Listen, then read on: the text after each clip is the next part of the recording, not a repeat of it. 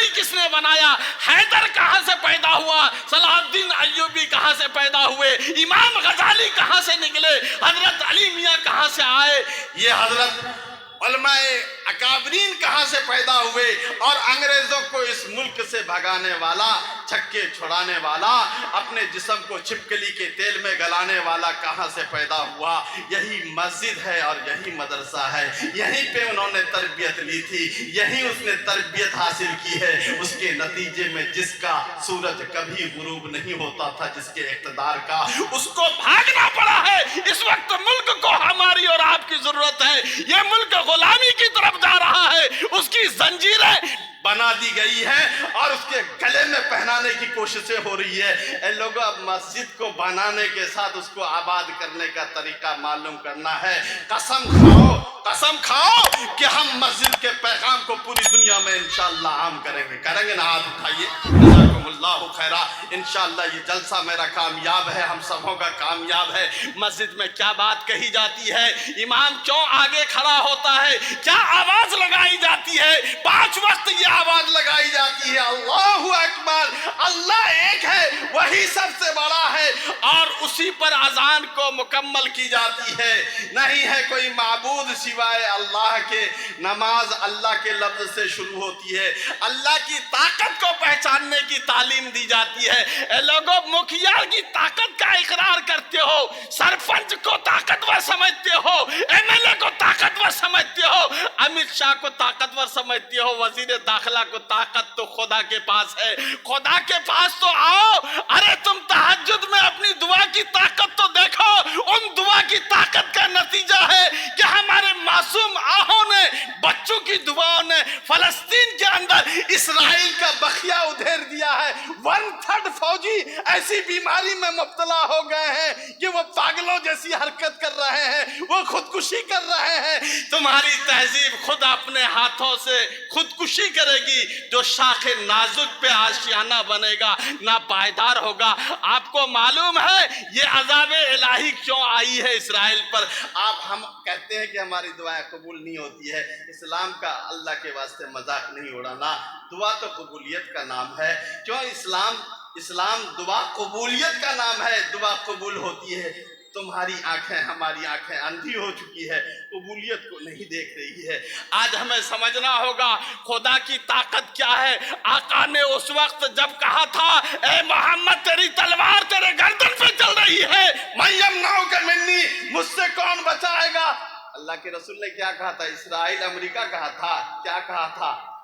سعودی عرب کا بادشاہ کہا تھا، صرف ایک لفظ کہا، اللہ کا لفظ کہا تھا، تلوار اس کی زمین پر آ گئی۔ خدا کی قسم، خدا کی طاقت اور اللہ کے لفظ سے کوئی لڑنے کی ہمت اس وقت بھی نہیں رکھتا ہے۔ وہ آدمی جو اللہ اکبر کا نعرہ لگا رہا ہے، خدا کی قسم یہ بہت بڑی طاقت ہے، اس کو سمجھنے کی ضرورت ہے۔ مسجد میں یہ نظام سکھایا جاتا ہے۔ سماج سے نشے کو بھگانا چاہتے ہیں، سماج سے برائی کا خاتمہ چاہتے ہیں، ارے چاہتے ہیں کہ نہیں چاہتے؟ ابھی چترویدی صاحب نے کہا کہ ہماری بہنیں، ہماری بچیاں ہمارے ہاتھوں سے جا رہی ہے، اور جوکی کے بارے میں کہا کہ جوکی بازار اس کا سینٹر بنا ہوا ہے، ہب بنا ہوا ہے، یہ فیکٹری ہے جہاں سے بچیوں کو گویا کہ ارتداد اور باپ سے، والدین سے نافرمانی کا ایک طرح سے معاملہ ہو رہا ہے، یہ مرکز بنتا جا رہا ہے۔ اگر چاہتے ہیں بچوں کو اپنے بچوں کو فرما بردار بنانا چاہتے ہیں ہم، ہاتھ اٹھائیے، بنانا چاہتے ہیں، نشے کو بھگانا چاہتے ہیں، انقلاب چاہتے ہیں، بہترین سماج چاہتے ہیں، اور آقا مدنی محمد مصطفیٰ صلی اللہ علیہ وسلم کی سنت کو زندہ کرنا چاہتے ہیں، تو میرے بھائیوں آ تو جاؤ۔ مسجد کی نماز کو تو سمجھو، 70 سال سے نمازیں پڑھ رہے ہو، کبھی اس پر غور کیا ہے کہ امام کیوں آگے ہوتا ہے، مقتدی کیوں ہوتا ہے پیچھے، اور امام مقتدی کا رشتہ کیا ہے؟ وہ رکوع میں کیا کہتا ہے، سجدے میں کیا کہتا ہے، تکبیر کیوں کہتا ہے، تسبیح کیوں کہتا ہے؟ لوگوں یہی تو بتلایا جاتا ہے کہ مکھیا جی سماج کے اندر آپ بڑے ہو سکتے ہیں، لیکن مسجد ہے، یہ خدا کا گھر ہے، یہاں اللہ کا نظام یہ کہتا ہے، خدائی فرمان یہ کہتا ہے، خدائی ڈسپلین یہ کہتی ہے، قرآن خدائی کتاب یہ کہتا ہے، بلندی کا راستہ یہ ہے، جس راستے پہ تم قوم کو لے جا رہے ہو، سب کو نشے میں مبتلا کر رہے ہو، شیشانہ بستی کو تم تباہی کے غار میں ڈھکیل رہے ہو، یہ راستہ तबाही का है, तबाही का नहीं सच्चाई का रास्ता यहाँ सीखो। यहाँ पे एक सफ में खड़ा कर दिया जाता है और इमाम बनाया जाएगा। किसको बनाया जाएगा? जो गांव का मुखिया है वही ना इमाम होगा। कौन होगा इमाम? इन्न अकरमकुम इंदल्लाहि अत्काकुम। बड़का वही है, बेहतर वही है इमामत के लिए। इमामत वही करेगा जिसके दिल में खुदा का खौफ होगा। इमाम वो होगा। और ईमान वाले की ताकत एक सब में लगा कि ये कहा जाता है तुम्हारी सबकी ताकत एक है। अगर फटा हुआ कुर्ता वाला आ गया, पैमद लगा हुआ है, वो भी वही खड़ा है जहां पे मुखिया जी खड़े हैं, एमएलए खड़ा है। और इमाम वो बनेगा जो अल्लाह से डरने वाला है। और इमाम कहा कि जमात की नमाज में फर्ज है कि लोगों हर मामले में तुम जमात को अपनाओगे। और यहाँ मस्जिद में जिस तरह जमात के साथ नमाज पढ़े हो और घर जाओ, आका मदनी मोहम्मद मुस्तफ़ा सल्लल्लाहु अलैहि वसल्लम ने ऐलान फरमाया कि देखो हर आदमी जो है जिम्मेदार है, मुखिया है। कुल्लुकुम राइन व कुल्लुकुम मसऊलुन अन रइयती। हर आदमी मुखिया है, इमाम है, उसकी इमामत में लोग रहते हैं जिस तरह मुक्तदी पीछे इमाम के है। लेकिन इमाम कौन होगा? जो अल्लाह से डरने वाला होगा, जो मुक्तदी का ख्याल करने वाला होगा। अल्लाह के रसूल ने कहा कि मन अम्मन नास फलयुखफिफ। जो नमाज पढ़ाएगा वो नमाज जो है हल्की पढ़ाएगा, इसलिए कि इसमें सिसोना के लोग हैं, कोई गैस पेशेंट भी है, कोई बीमार भी है, कोई कमजोर भी है, कोई अभी आँख का ऑपरेशन करवा के आया, कोई पेट का ऑपरेशन पर करवा के आया, कोई पथरी वाला है, कोई कुछ है। ये तालीम दी गई है कि तुम्हारे दिल में मुक्तदी का ख्याल नहीं है तो तुम इमाम नहीं बन सकते हो। जिसके दिल में मुक्तदी का ख्याल होगा वही इमाम होगा। और मुक्तदी का ख्याल करने वाला ही गांव का इमाम होगा और उसको इमामत मिलेगी। दुनिया में वही बुलंद होगा, समाज में वही बुलंद होगा, ब्लॉक में वही बुलंद होगा और अल्लाह के नजदीक वही बुलंद होगा जो ख्याल करने वाला है। सारा अनाज अपने पेट में डाल देने वाला, गिट्टी खाने वाला, मिट्टी खाने वाला इमाम है आज हमारा। इसलिए इस्लाम पीछे जाता है। मालूम हुआ कि गिट्टी चबा के खा गया, मिट्टी भी खा गया, अलकतरा खा गया, सीमेंट खाया और उसको इमामत मिली है। ये इमामत की ये इस्लाम नहीं कहता है। बुलंदी पे जाना है तो वो है जिसका जो हक है उस तक पहुंचाने वाला, उसका ख्याल करने वाला, इमामत करने वाला है। आका मदनी मोहम्मद मुस्तफ़ा सल्लल्लाहु अलैहि वसल्लम की नमाज हमको बतलाती है, नमाज बतलाती है कि देखो इमाम की भी मानना है, लेकिन इमाम अगर शिर्क पर आमादा कर दे, कुफ्र पर आमादा कर दे, वो कहे कि जय श्री राम का नारा लगाना है तो वहां पे उसकी इजाजत नहीं है। इमाम की इजाजत ला ताअता फी मखलूकिन फी मासियतिल खालिक। अगर इमाम साहब 5 रकत नमाज शुरू कर दे मस्जिद में, पढ़ लीजिएगा 5 रकत नमाज, पढ़िएगा 5 रकत नमाज। नहीं पढ़ना है, चौथी रकत पे जैसे वो खड़ा होने लगे तो क्या है, उसको पकड़ के खींच लेना है ना, पकड़ लेना, उसके ऊपर चढ़ लेना है। क्या करना है? लुकमा देना है, रोटी का लुकमा मोड़ के उसके मुंह में घुसा देना है। कुछ तो कहना होगा उसको। तरीका, डिसिप्लिन इस्लाम बतलाता है। अरे कोई बड़ा आदमी है, तेरा बाप है, क्यों गला दबा रहा है? उसने जमीन बेची है, तेरे बाप की कुछ थोड़ी बेची है, उन्होंने अपनी बेची है। वो अलग सी बात है कि बेटा का बाप वही है, उसके बाप की जमीन। लेकिन उसको बतलाना गार्जियन को कैसे है, उसको बतलाना है। पकड़ के खींचना नहीं है, दबाना नहीं है, दबोचना नहीं है, बल्कि वहां पे कहना है सुभान अल्लाह, अल्लाह की पाक है, अल्लाह की गलती से पाक है। इमाम साहब आपसे गलती हो गई, यही तो बतलाया जाता है। इमाम साहब फिर लौट आए। लेकिन 5 रकत नमाज हम लोगों को नहीं पढ़नी है। आज हमको 5 रकत नमाज पढ़ाई जा रही है और हम पढ़े जा रहे हैं। जो कहा जा रहा है हम किए जा रहे हैं, इसकी इजाजत नहीं है। बीवी 5 रकत नमाज पढ़ा रही है, हम पढ़ रहे हैं, बीवी को ही हमने इमाम बना लिया। बेटा 5 रकत नहीं 4 रकत की जगह पे 7 रकत नमाज पढ़वा रहा, हम पढ़ रहे हैं। ये आका मदनी मोहम्मद मुस्तफ़ा सल्लल्लाहु अलैहि वसल्लम ने ये कहा और मस्जिद से ये पैगाम दिया कि लोगों, इस्लाम का नमाज का ये पैगाम है। नमाज का पैगाम बेहतरीन समाज की तश्कील करना है। इसीलिए अगर सफ़र पे जा रहे हैं तो सफ़र पे भी कहा कि भाई अगर 2 लोग हो या 3 लोग हो तो क्या कीजिएगा, आका मदनी मोहम्मद मुस्तफ़ा सल्लल्लाहु अलैहि वसल्लम ने कहा कि एक आदमी को इमाम बना लेना है।